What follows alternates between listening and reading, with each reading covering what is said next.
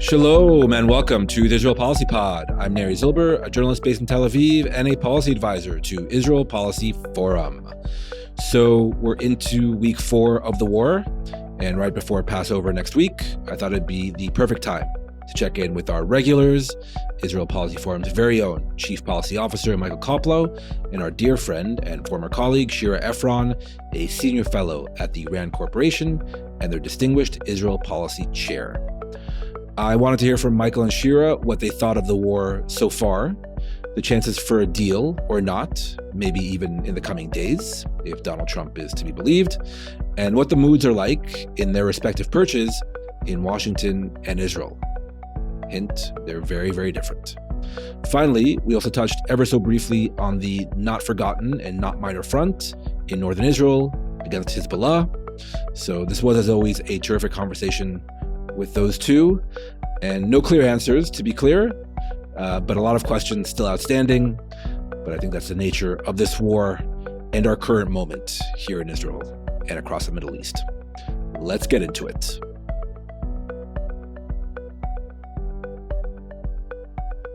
Hi, Michael. Hi, Shira. Welcome back to the pod. Hi, Neri. Hi, Shira. Good to see you both. Hi, Neri. Hi, Michael. Good to be here. Shira, our listeners on the podcast and the audio can't see your face. You're smiling, even though we just got a incoming missile alert about 15 minutes ago to central Israel.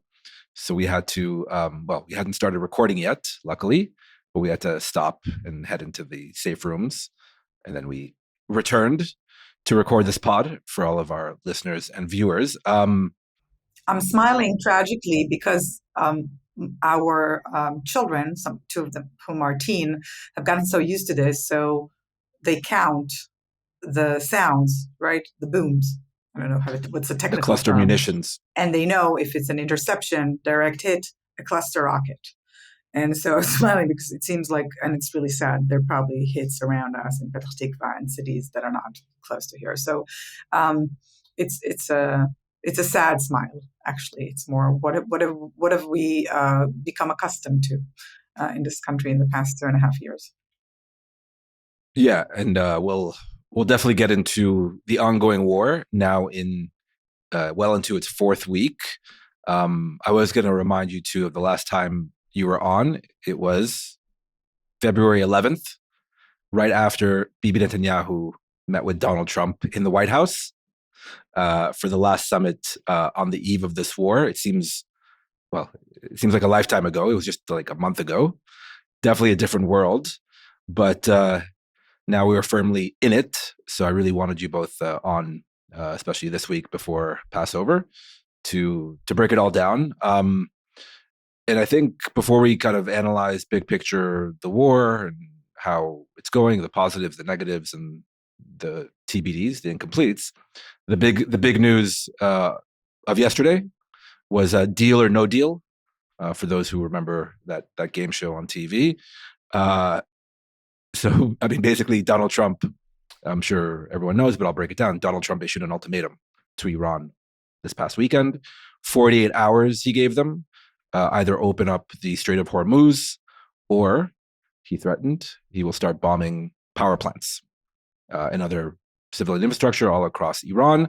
And then yesterday, and we're recording this on Tuesday night, Tel Aviv time. So yesterday, Monday, Donald Trump woke up morning East Coast time and tweeted that negotiations were ongoing. There was some contact between the Trump administration and the Iranian regime, and that he was giving diplomacy at least 5 more days to see what would happen till the end of the week.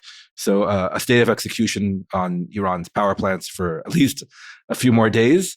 But all kidding aside, I think before that tweet, we were all primed for a major escalation in this war.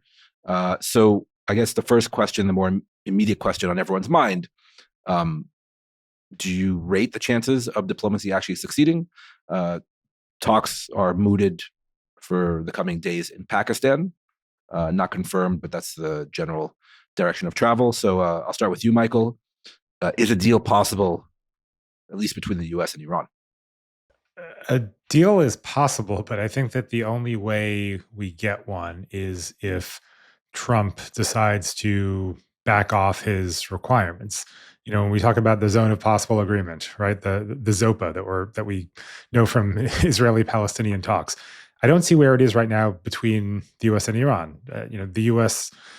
is kind of a moving target. It's hard to pin down precisely what Trump's requirements are at any given time. But certainly, if there's one that's been a consistent theme, it has been regarding Iran's nuclear program and uranium, and not allowing the Iranians to keep the already enriched uranium on Iranian soil, and also not enriching any further. And the not enriching any further also seems to be an Iranian red line. So I'm not sure how you square that circle. The reporting all seems to suggest that at this point the Iranians are not really in the mood to back down. So if there's going to be some sort of agreement, and I'm pessimistic about it, and I'll also note that if we look at various other conflicts over the past year and a half, the president certainly got his agreement on Israel and Hamas, but we've been teased with pending agreements on Russia, Ukraine. I've lost track. I don't even know how many times the president has claimed that we're close to one. We never get one. So this seems more in that sphere to me than Israel, Hamas in terms of likelihood of an agreement. So I think if we get one, it depends on Trump. If he decides that he wants to end this, then he will sell his base of victory no matter what he says. One of the interesting things is that for all the public displays of the MAGA coalition fracturing over Iran, and we see and hear all the voices from Tucker Carlson onwards who are very against what's going on. When you look at polling of Republicans, MAGA Republicans and non-MAGA Republicans, they're still pretty much in the president's corner. So I think that if he decides that he wants to end this, he'll say, all right, we won, we destroyed all sorts of stuff, and presumably if there's an agreement, it will also mean that the Strait of Hormuz is opened back up. So he'll say we obliterated their nuclear program for the second time, and we destroyed all sorts of missiles and launchers, and the Navy, and the Strait of Hormuz is back open, which is now number one on the list of U.S. goals. And he'll sell it as a victory, and his base will buy it. And the people who were against the war will certainly be happy the war is over. And if there's a deal to be had, I think that's the deal to be had, not a comprehensive deal over all of the things. But you're also describing a major climb down by the U.S. to this, which by extension will be operative on Israel as well, because Israel can't go against Trump. So okay, so you're. And by the way, just last point on this, I am describing a major climb down by the U.S. if there's going to be a deal that ends the war in the next 5 days, a week, whatever it is. And I think that we saw Bibi Netanyahu preview that climb down, or maybe not Bibi, but Israeli officials preview that climb down today when they talked about wanting to see effectively a deal that isn't terrible. It seems that they have heard something from either Trump or other folks in the administration indicating to them that there's going to be a real U.S. climb down. And now all of a sudden, Ron Dermer is racing to avert it. So I think that reading those tea leaves as well indicates to me that if this is going to end within a week, it's going to be because of a U.S. climb down. Shira, what's your take about the diplomacy gambit in the middle of, by the way, an ongoing war, as we just experienced here in central Israel? And, right, which makes complete sense, right? There's no ceasefire. At the best, I think there have been some engagement, either direct or indirect, but we're not in the middle of peace talks. So I don't see a reason why the fighting itself would wind down at this point, at least before there's agreement for negotiations, which is all that we might have. But I think sort of there's going to be a deal or not deal, but we are at the intersection, right? A very critical one with two almost diametrically opposed options. There is the deal option that Michael described, and I'll add to this. I'm not optimistic because it's not just that the U.S. would have to maybe temper down its expectations, right, in terms of the enriched uranium stuff. The Iranians want stuff too. They want guarantees. They're not going to be attacked again. They want sanction relief. To expect that they will give anything without, I mean, at this point, they want reparations and compensation for the war. So, but I'm just saying, without sanction relief, I just don't see them, and sort of, you're going to give them sanction relief just for opening the Strait of Hormuz, where you refused to give them sanction relief before the Strait of Hormuz were closed. I mean, there's just a little bit of where we are on this. But this may or may not go forward. I agree that the ZOPA that Michael described does not look very promising. And especially as we look at in all these Iran analysts around us are speaking a much even more hawkish leadership that is less willing to make concessions inside Iran, right? The hawkish parts of the IRGC, the Revolutionary Guards, that are calling the shots. So that's one thing. The alternative is that Trump really said, okay, well, this ultimatum, red lines, kind of orange, we're postponing this for a few days, because every Monday or so, if you look back 3 weeks, there's the tweet of like calming down the markets. We want oil prices down. Right. We want the S&P 500 up. There happens to be a very big energy conference in Houston, Texas, that just started this weekend. There's a lot of pressure from industry leads on this. Where are we going? They need predictability. There's a supplemental, in addition to the polling that Michael suggested. It's true that maybe among Republicans, this war is still popular, but what I'm reading, that even Republican lawmakers, when they see a request for $200 billion for supplemental, they're asking questions, right? So, but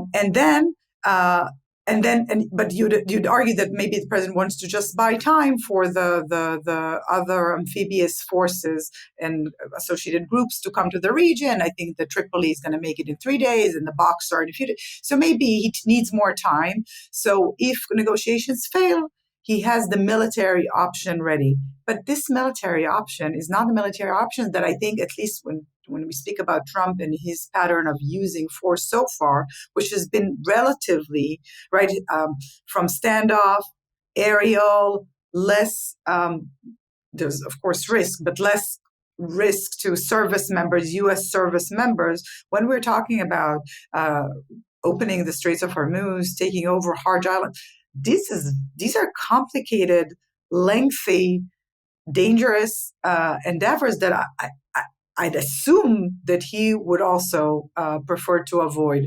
And which way this goes, probably too early to say. Maybe it's my wishful thinking. I'll rate the agreement option a little bit higher than Michael does, not because I think they're going to agree to the ZOPA. I think the fear in Israel is that they're going to agree to sort of like, oh, let's reach a temporary ceasefire, kind of agree on a set of principles, and that will shut down the war. With something much more vague, and then we go into the landscape where Iran really dominates, which is like playing for time, being a much more sophisticated negotiator. This is a fear in Israel. Could happen. It's definitely a fear in Israel. I say this kind of definitely jokingly. I love the leaks from various journalists here in Israel laying out, these very hardline 15 points that are being demanded of Iran, which is like this, wish list of things, that even predate the war, right? And now they're still operative. Obviously, they're still there. Limits on their ballistic missile program, removing all highly enriched uranium, limits on no enriching uranium on Iranian soil, and on and on and on. Really, honestly, a wish list, a beautiful list of demands, but I'm skeptical Iran would ever agree to that, right? They've kind of weathered maybe the worst of it, but maybe not, right? That's hence the military threat and the threat of escalation.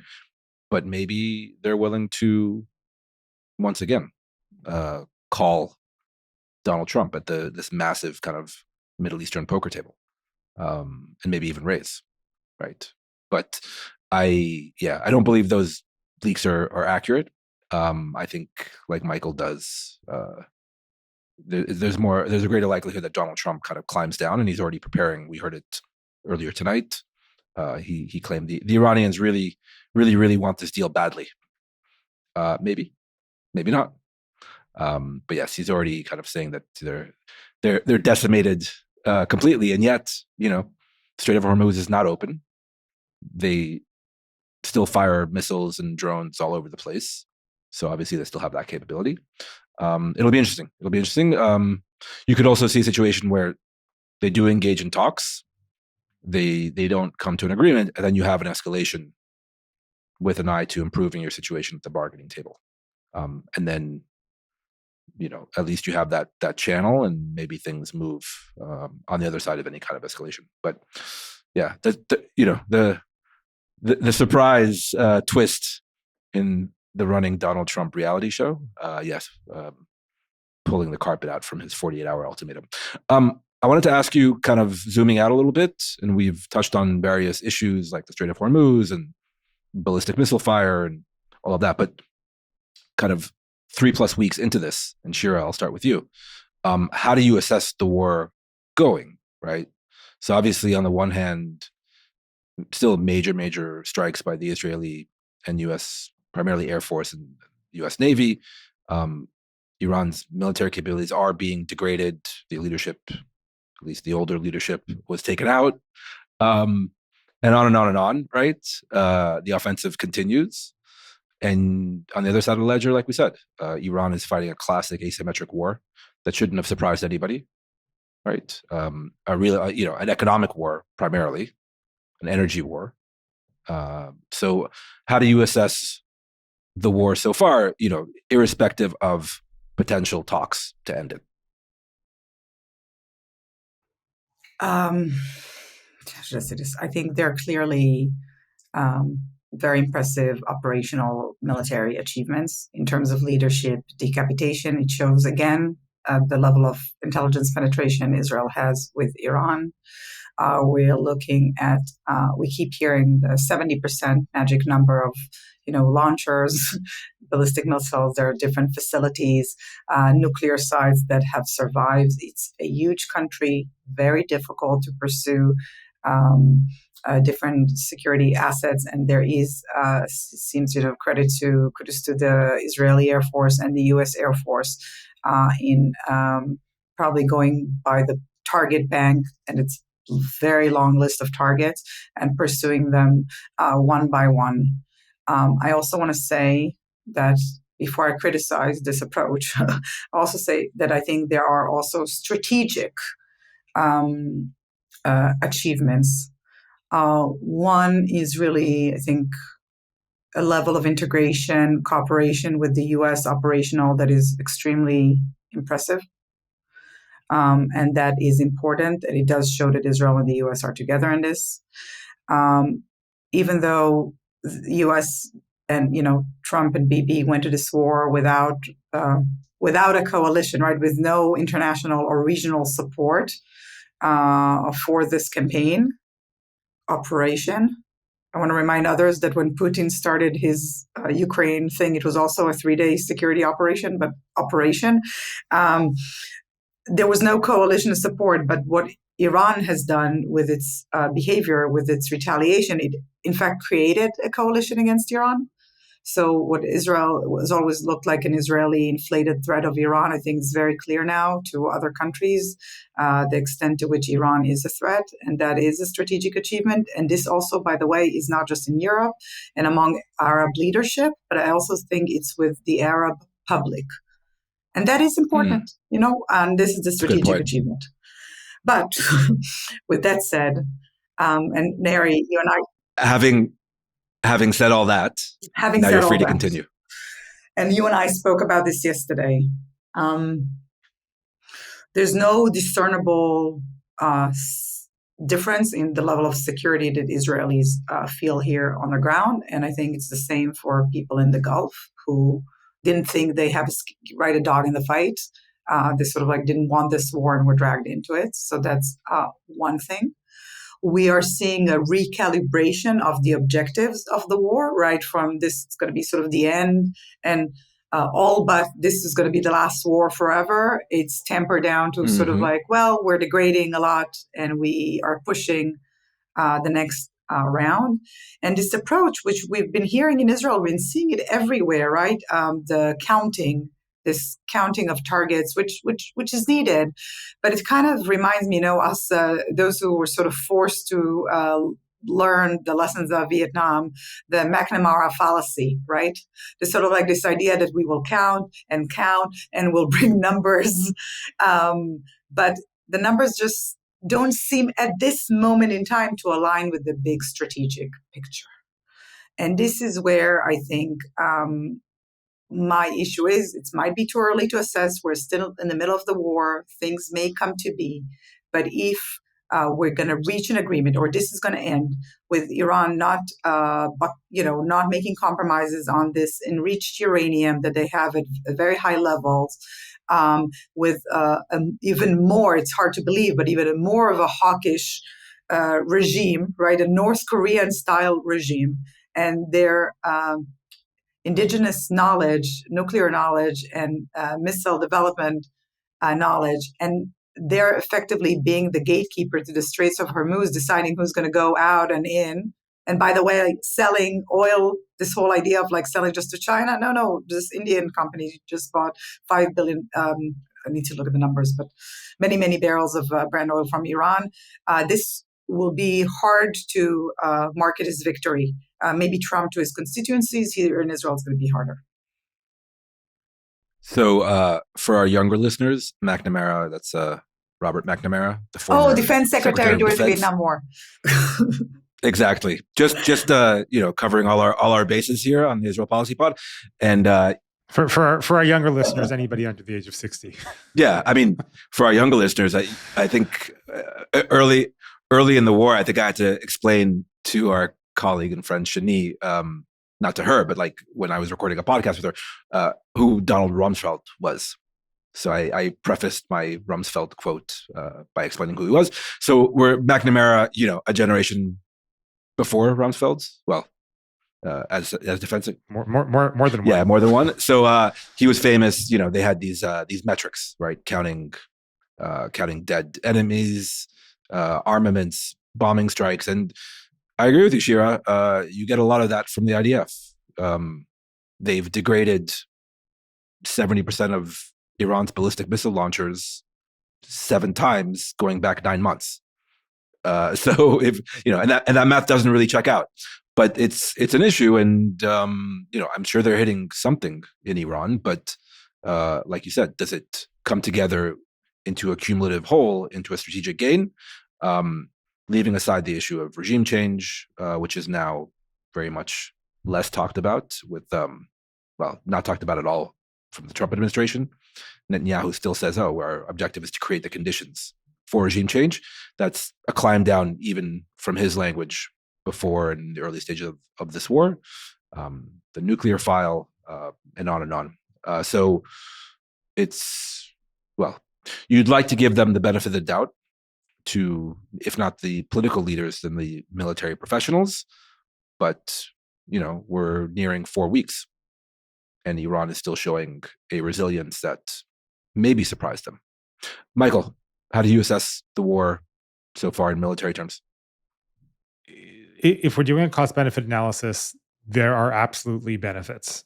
There's no question that Iran's military capabilities have been severely degraded. I share your skepticism about knowing exactly how degraded, but lots of things have been hit. They certainly aren't firing the same huge volleys of missiles as they did in the 3 previous rounds that they fired at Israel. Top military leadership and top political leadership in Iran have been killed. Now, maybe they've been replaced by people who are even more radical, but certainly, there have been real successes. And if we're thinking about the various components of Iran's nefarious activities, nuclear missiles and proxies, nuclear jury is still out.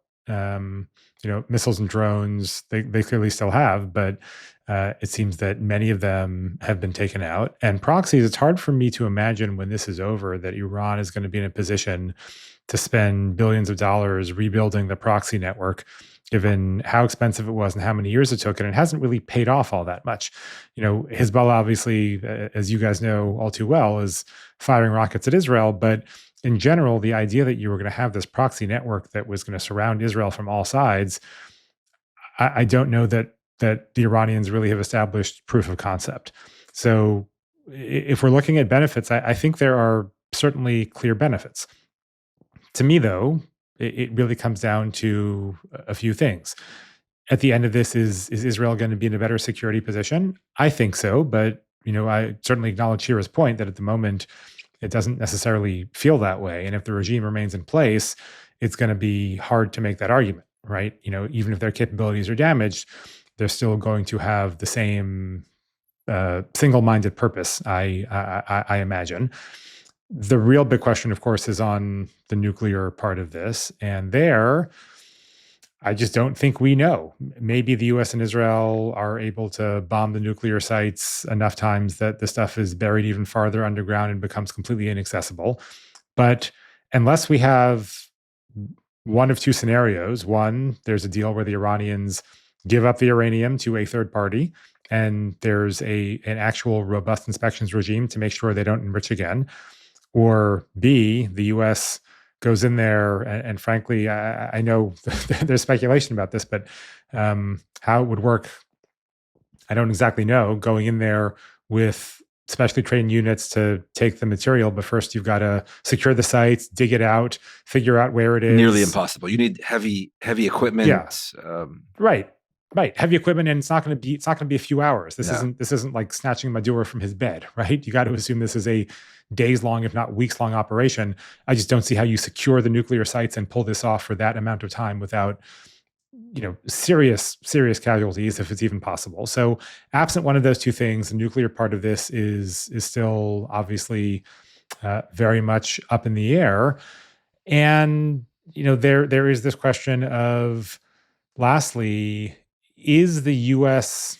and Israeli position in the region going to be better off writ large than before? And that goes beyond the question of whether Iran has been militarily degraded. That really depends on how the other countries in the region operate after this. And I think the jury is still out there as well. There's certainly unbelievable U.S.-Israeli security cooperation and military integration over the past 4 weeks. And I assume that extends to integration with the Gulf states as well, just based on what we're seeing in terms of coordination and missile defense. But at the end of the day, even if the Gulf states are really angry at the Iranians, it doesn't automatically follow that they're going to be so happy with the Israelis that greater integration happens. It also doesn't necessarily follow that they're not going to be annoyed that they were targeted because U.S. bases are in their countries. And I also think it's an open question as to, at the end of this, whether they continue to welcome the U.S. presence or not, right?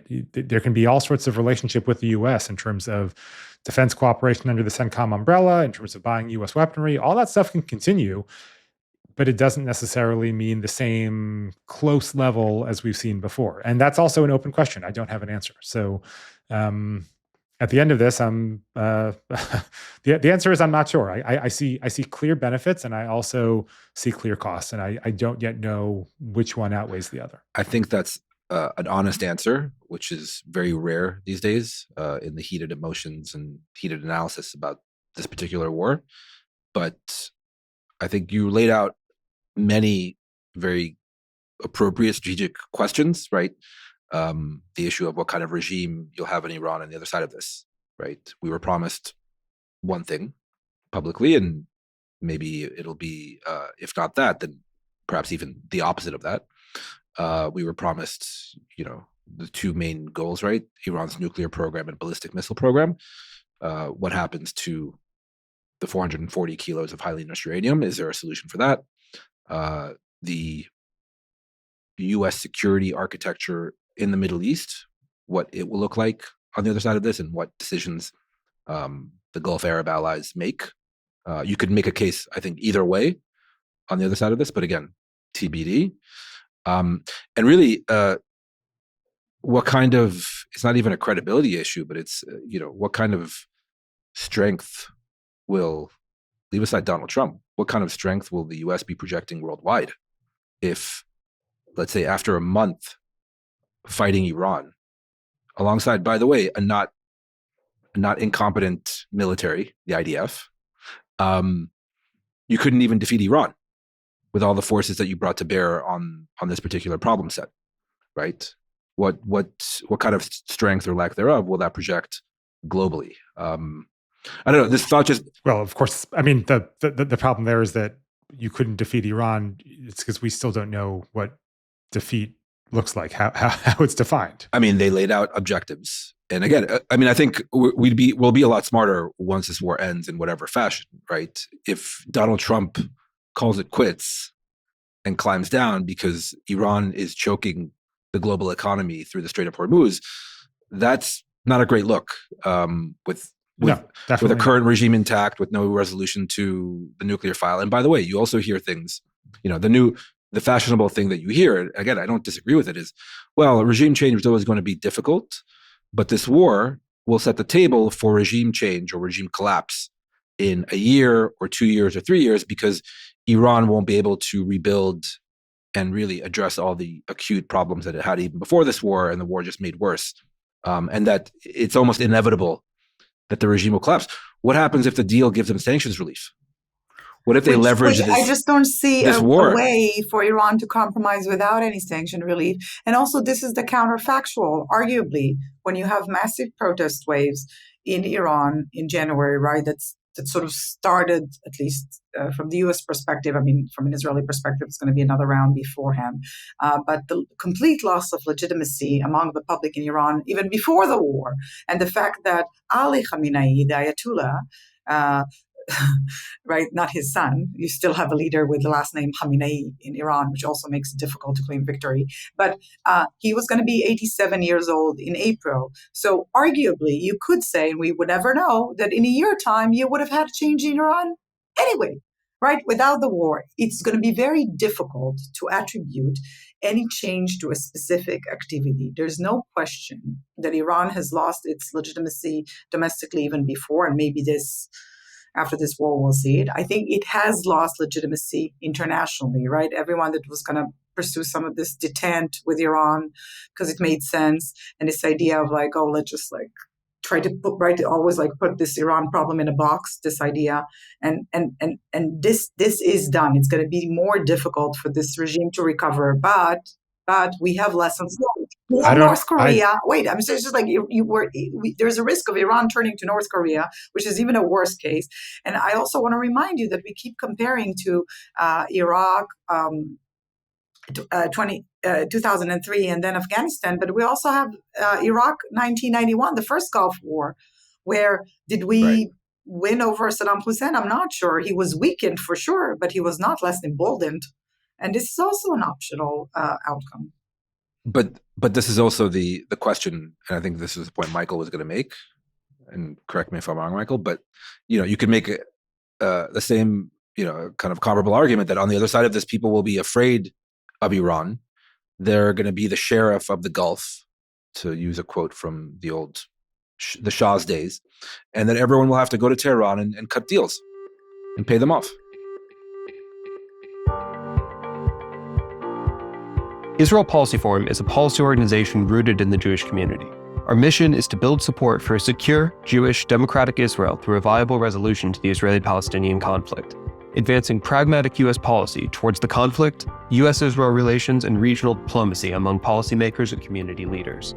We promote policy measures endorsed by credible security experts, develop analysis and commentary, and convene programs that engage and educate leaders across the political, denominational, and generational spectrums. Our Young Professionals initiative, IPF at Teed, works to elevate the discourse among next-generation leaders by building community and facilitating engaging programs related to Israeli-Palestinian affairs. To learn more about our work, visit us online at israelpolicyforum.org and follow us on social media. If you rely on Israel Policy Forum for credible and nuanced analysis, please make a tax-deductible gift today at ipf.li/supportthepod or at the Support the Show link in the show notes. I disagree that détente is done. It might be, but I'm certainly not confident of that, especially because the Gulf states still understand that they've got to live just across just across the Gulf, or just across the Strait of Hormuz from the Iranians. Whereas the United States, when this is over, is going to do what the United States does, which is be sort of around, but not really. And I don't think détente is done at all. I think that when this is over, the Gulf states are going to go back to trying to sort of push and pull and appease the Iranians as much as they can. And I think they're going to be a lot more cautious and smarter about what Iran is capable of doing. I think they're going to be a lot more cautious and smarter about their own internal defenses. I'm sure we'll see their defense spending both go up and get smarter. But I think if they believed that the aftermath of this is treating Iran as an implacable foe, we would have seen the Saudis, the Emiratis, and others get directly involved by this point, and they haven't. And I also don't think they're going to. And I don't know the détente is over. We don't know, right? We don't know. We don't know. No, I was going to say it all depends how this ends, and really what Trump decides. Sorry, Shira, I was going to cut you off. This thought occurred to me literally 5 minutes ago as we were having this conversation. Is there a scenario where Israel wins the war, but the U.S. loses the war? Does that make sense? That for Israel, it comes out strategically ahead, but the U.S. definitely takes an L in this whole thing. The threat perception is different, right? Like, what is the threat for the U.S.? There's no question the Islamic Republic of Iran, horrible, right? Like a horrible regime to its own people, to the world, menace. Really, there's no question, but it's hard for me to find Americans who are not sort of in Middle East policy wonks that even know that Iran is a threat to the U.S. I think from an Israeli perspective, if you got the U.S. To join you, and you've eliminated 70% of Iran's capabilities, whatever this means, right? Many of them, and you got them far 70% of everything. I love 70% those. of the Basij, the RGC leadership, the Ayatollahs, 70% of everything. Yes, just like last June. But okay, that's the magic number: 70% of everything. Nuclear is going to be more difficult to develop, and it's going to be different for Iran, given its situation after this war. Could be different. Sorry, it could be more difficult for Iran to sponsor its proxies, right? Maybe it's going to be more difficult to rearm Hezbollah, and Houthis are sort of like their own free radical. But looking at the proxies in Iraq and definitely in Gaza, and this also has to do with the situation in Syria, right? It's no longer the passage of arms and funds from Iran to Lebanon. In that regard, Israel says, okay, our situation is better after this war than it was.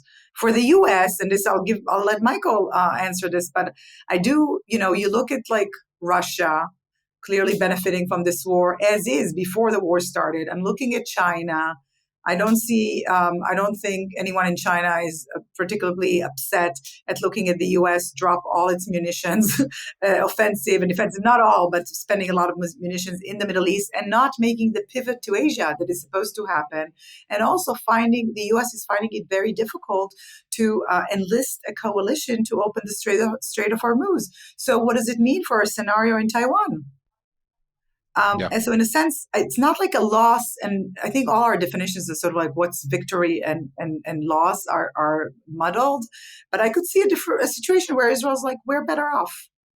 Sorry, Michael, I don't know what you think. So, sorry, go ahead. I was going to say, let's use that as a transition. How does this all look from where you're sitting, Michael, in Washington? Not just in pure kind of military or geopolitical terms, but also domestic, political, economic, social. How is this war being experienced in America? So picking up on where Shira ended, I agree that sort of wins and losses is difficult because it's so many different vectors. Hard for me to see how the Chinese aren't benefiting from this really across the board, given almost everything.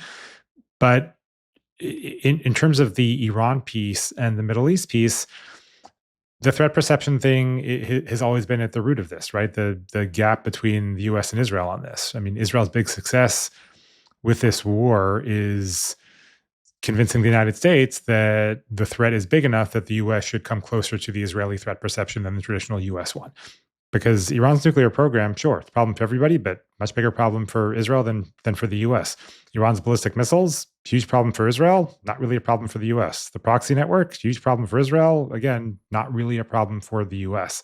So the U.S. can walk away from here, even as things are right now, if the Strait of Hormuz is reopened, if other countries in the region take their own defense requirements and defense burden more seriously than before, so like sort of leave the China piece out of it, then there's a plausible case for a U.S. win. I'm not saying that this is necessarily what I subscribe to, but like I said, the argument is there. How this looks in the U.S. more generally, obviously, people are worried about the economy, about the price of energy.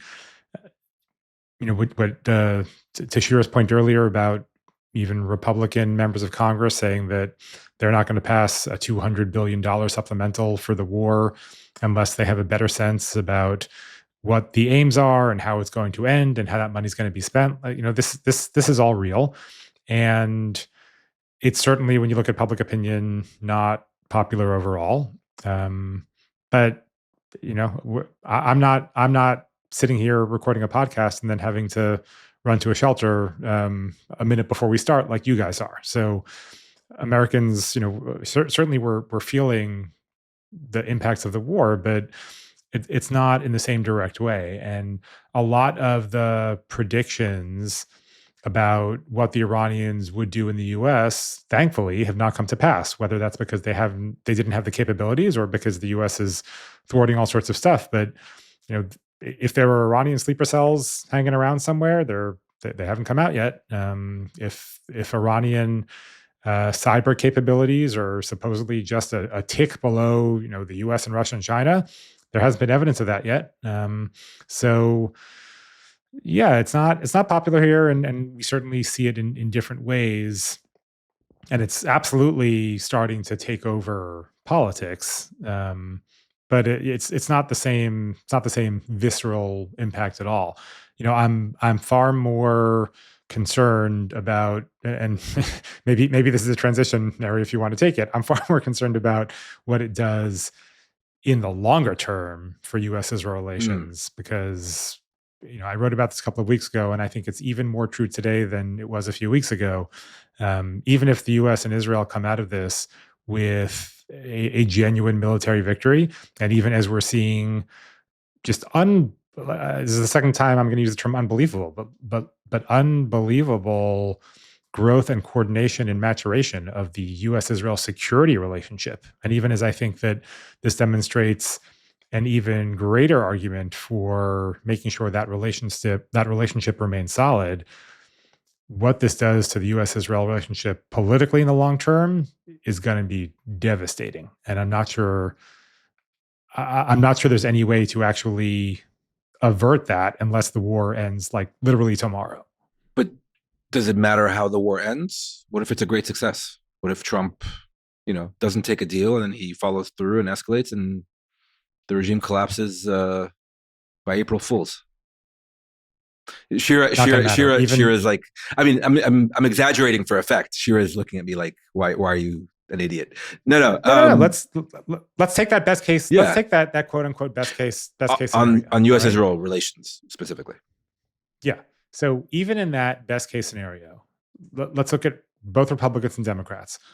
On the Republican side, it's starting to become Republican orthodoxy. It's not any longer some crazies shouting from the peanut gallery, even if they are legitimately crazies. Tucker Carlson, Candace Owen, all the rest of them. Now Joe Rogan we can add to the pile as well. It's fast becoming Republican orthodoxy that even in that best case scenario, this was an enormous waste of American resources that could be better spent at home. It was a huge distraction from genuine issues over here. even if it goes again according to the best possible plans, there's still this notion that is spreading like wildfire that this still wasn't really in the U.S. interest. This was all Israeli interests, and Israel is controlling U.S. foreign policy. That's very quickly becoming the.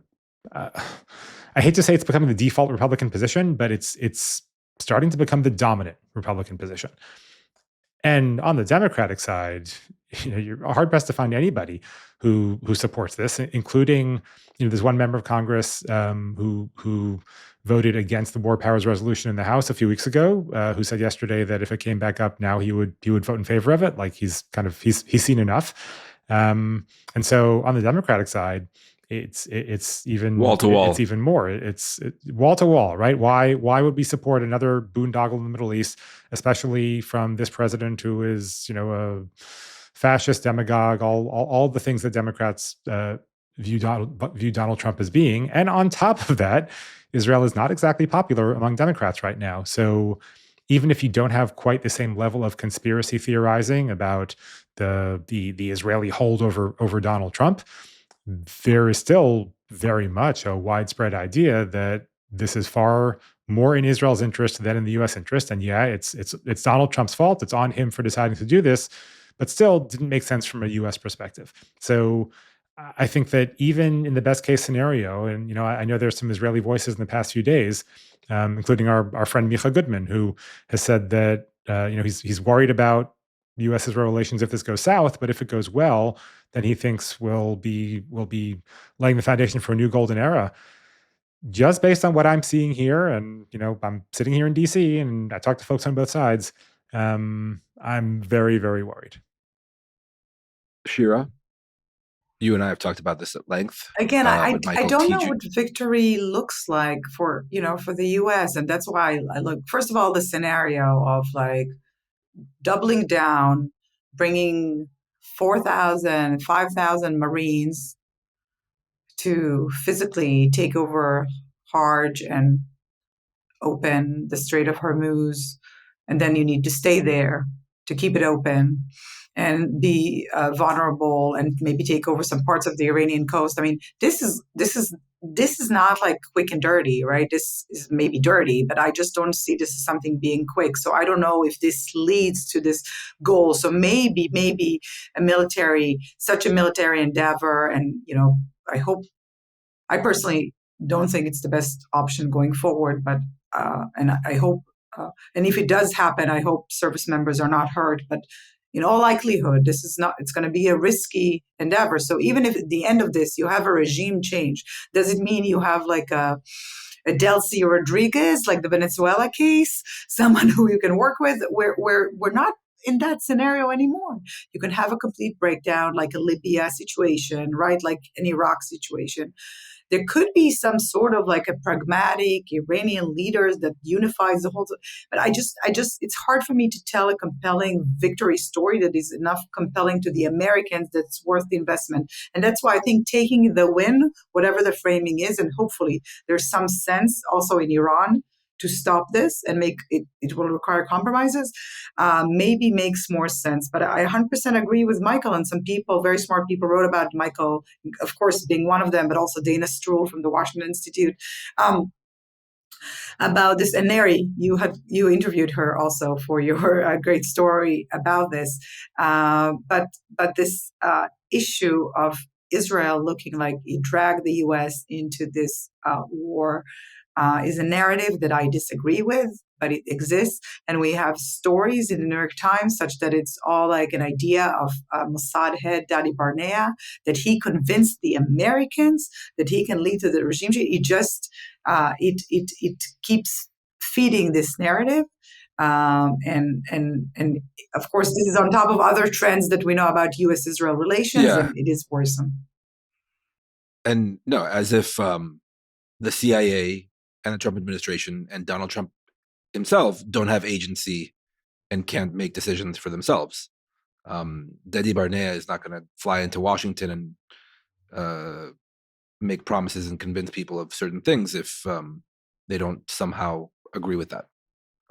It's also open to speculation what Dadi Barnea actually said what's going to happen, that's a whole other conversation for maybe another time about what Mossad was confident and less confident about in terms of bringing about regime change. But Shira, what I really wanted to get your take on, we heard the perspective from Michael and from Washington. You and I have spoken about this, but explain this perspective from Israel about how this war is perceived still now 3.5 weeks into it, and the perception of the enduring, the beautiful, the rock solid U.S.-Israel relationship. Yeah, so I mean, I'm just relying on polling data, right? And you see that polls that even before the beginning of the war, you had a majority, according to INSS, the Institute for National Security Studies, majority of Israelis said that Israel should strike in Iran even without the U.S. And since the beginning of the operation, at least in the first 2 weeks, with the U.S. being in this and with the operational achievements that we described, you had those numbers climbing up to over 80%, and depending on the survey, even more. Really overwhelming support for, I think it was even 90%, but overwhelming support in Israel for this campaign. And, can't blame the Israelis, right? Iran was always sort of the enemy. There's no question, with the pillar of deterrence all designed to basically kill Israelis and Jews. And with Israel being convinced that even if it's just an operational opportunity, you seize the opportunity and you go after them when they're down, especially when you have the U.S. On your side. And the support continues. I looked at polling from the last few days. The support continues. It's still around 80%, is a little bit less. Where I do see some fluctuation in the numbers is in terms of the belief that they will be able to achieve all their objectives, and sort of the idea of like regime change or regime collapse or whatever. There are more and more Israelis who are more skeptical about this. We are seeing more, and this, Neri, even if on the personal level, I think the Israelis are fatigued, right? It's not, this comes with the backdrop of 2.5 years of basically nonstop war, starting on October 7. Israelis are still in a state of trauma or post-trauma. It's been difficult. It's been taxing on the personal life, on the people, business owners, on parents who haven't had their kids in school, I don't know, the past 6 years, including COVID, maybe 6 months, inclusive on the reservists, some of them who've been in reserve duty for 800 out of the 900 last days. It is taking a toll, but you see some sort of resilience in the Israeli society in saying, we still have to support this. It's interesting. I saw one survey, Shaul Arieli's survey, which was really, I think this really caught my eyes. 81% of Jewish Israelis believe that the war will bring the U.S. and Israel closer together, which is very disconnected from the discussion in Washington. And, we constantly bring sort of the case of Israel to the U.S., but it's about time that someone brings the case of what's happening in the U.S. in a serious way to Israel, and that will be feed into civil society, and as well as to leadership, current one, but maybe the prospect one, because as Michael said, if Israel loses the U.S., and I'm not saying loses like, U.S., not under Trump, but normally U.S. can have relationship also with Belgium. What Israel has is very special, and if Israel loses this, it's going to be much more significant than whether we cut 70% of the Iranian capabilities. Shira, Neri and I were talking about that exact poll today before we started recording. And yeah, I agree. It is such a sign that Israelis, they're optimistic. That's great. There's a reason that Israelis rank very high on the OECD rankings of happiness. Denial. But it's a very bad yeah, well, you said it, not me. But it's a very bad misreading of what's going on here and the trends. And I think that it's easy to see how you have this tight relationship with the president and the Trump administration, and all of the amazing security cooperation and really sort of hand in hand on military issues that's going on. Totally misreading what's going on outside of that bubble in the rest of the United States. Completely. I don't think the quote unquote analysts here and even the media here do a great service to the Israeli public to explain to them how this war looks, not just from the U.S., but also from all over the world, right? So you can turn on whatever, and name your international news network, and you can see reports of, I don't know, fuel rationing in the Philippines and Pakistan and 4-day work weeks in Western Europe and whatever it might be. That's almost completely absent from the Israeli conversation. It may come up briefly in the middle of whatever the nightly news, but the average Israeli is not aware of the actual impact this is having all over the world. I don't think the average Israeli in good days understands the major shifts in American politics that have taken place in recent years, let alone now, the middle of war, where it's kind of a rally around the flag situation. So, yeah, I try to explain this to my Israeli friends and acquaintances, but like Shira said, there's a real belief here in Israel that every day that this war goes on, it's better for Israel. Every day we're we're paraphrasing. Every day we're hitting them and they'll be weaker. That's essentially the position, and that like Shira mentioned earlier, and even at the top, right? The sleepless nights, and the missile alerts, and the schools being closed, and the businesses being impacted, is a worthwhile price to pay for, well, if not total victory over over the Islamic Republic of Iran, then at least degrading the Islamic Republic of Iran. And that's still the majority position in Israel. And I think, by the way, as much as we criticize Israelis for not understanding the outside world really does a bad job of understanding the Israelis' position and the Israeli psyche. Especially after October 7th. Yeah, and look, October 7th shouldn't be the answer to everything, but it's just the reality within which you need to begin to understand the kind of politics, and then by extension, the military decisions of this country in the Middle East over the past 2.5 years, and likely in the coming months, because we were supposed to talk about the other front going on, a secondary front, but definitely a major front, which is in the north, in Lebanon, against Hezbollah. We're going to have to save it for another time because, we talked about Iran for almost an hour now, and rightfully so. But yes, look, there's still, again, in normal times, this would be a massive war and a massive story. It's a secondary story because there's a U.S.-Israel war still going on with Iran. But it remains to be seen if Donald Trump will give diplomacy a chance. I'm skeptical. Well, he's gonna give it a chance. Yes. whether it works or not, that's where the skepticism comes in. Yeah, it definitely does. We could hope that if he gives diplomacy a chance and he folds Lebanon into this, this could be a far greater deal, right? Give diplomacy a chance on that front as well, and help Israel not engage, not occupy southern Lebanon again. Because it's the last thing that Israel needs, and we've been there before, right? So there's real opportunity in Lebanon at the moment. I doubt that we're going to have a good deal with Iran, and definitely one that includes Lebanon. But one can still hope. Shira, you don't support Bezalel Smotrich's statement today that Israel's new northern border should be the Litani River until the end of time? Yeah, I was actually on Channel 12 when he said it in an interview, and I chuckled. I said, "Why not farther up?" But here, I'll give you a math joke. Someone was just like, sort of like the length of Lebanon from south to north is 200 kilometers. But the rockets they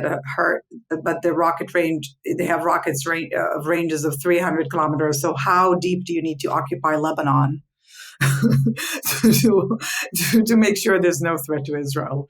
It's what Endless. Israel wants. It's not just Smotrich. This idea of preemptively taking out capabilities of adversaries, and with Hezbollah, it's the same story. We were supposed to eliminate the threat, also not 8 months ago, but a little bit longer, right? There was an agreement. A total missed opportunity, in my view. Still, maybe we can recover, but this idea of buffer zones, as you know, buffer zone in Lebanon, we still haven't moved out of a single inch in Syria. We haven't got to speak about Gaza, de facto annexation of parts of the West Bank. I'm sure if Israel could have buffer zones with other countries, it would. This is the new mindset here. You have to make sure there is space between your communities and the enemy. Yes, I gave you both a very elegant out for ending this episode because it's 10 o'clock. It's 10 o'clock at night in Israel, and Shira really wanted to talk about Lebanon. But I will say, the buffer zones are a big part of this post October 7th kind of national security. Is it a strategy? Is it a doctrine? Is it a mindset? Call it what you will. But Shira, we talked about this yesterday. You and what army, right? Bezalel Smotrich may want to reoccupy southern Lebanon along with, everything else. But at a certain point, you're going to run up against the limits of your own manpower. And this is before you get into a potential guerrilla war like you had in the 1980s and 1990s. Again, I spend a lot of my time trying to explain these crazy statements from various Israeli ministers to my bosses and editors. I don't actually believe that the Litani River will be Israel's new northern border, just like Bezalel Smotrich said that they're going to kick all the Gazans out of Gaza and reoccupy and resettle all of Gaza. That did not happen. Doesn't make it any less abhorrent or alarming. I'm not trying to downplay it, but just because Bezalel Smotrich says something doesn't mean we all have to kind of jump because that's the reaction he... Sorry, I'm just going to say, I think what Bezalel Smotrich would say to you, it hasn't happened yet. Okay. Just like an election hasn't happened yet.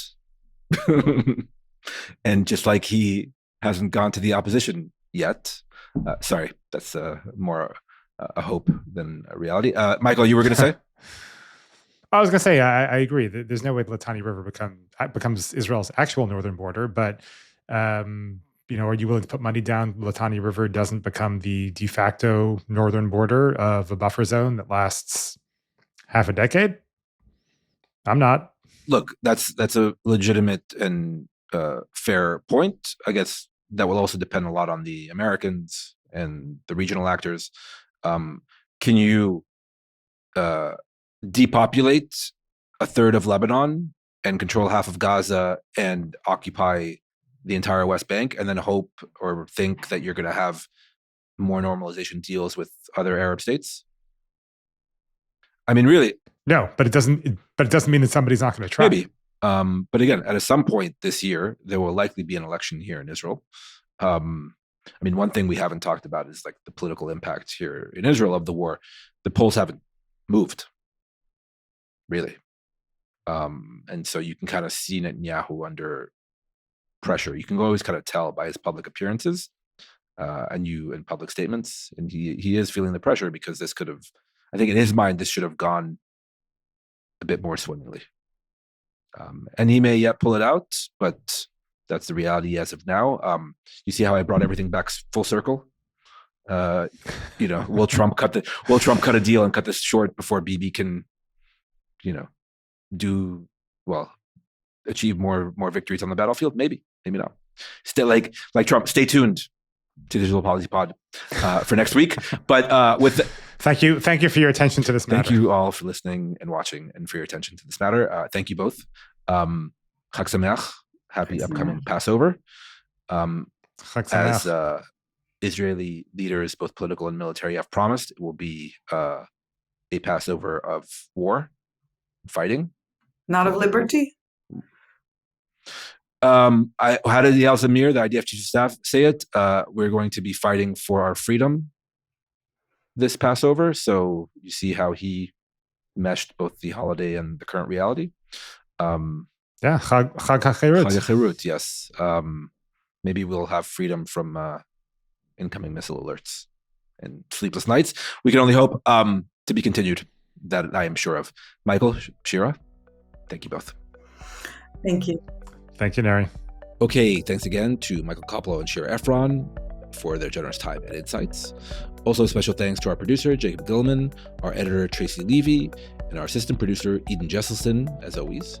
And to all of you who support Israel Policy Forum's work, do consider making a donation to Israel Policy Forum so it can keep being a credible source of analysis and ideas on issues such as these that we all care deeply about, including this podcast. And most importantly, thank you for listening.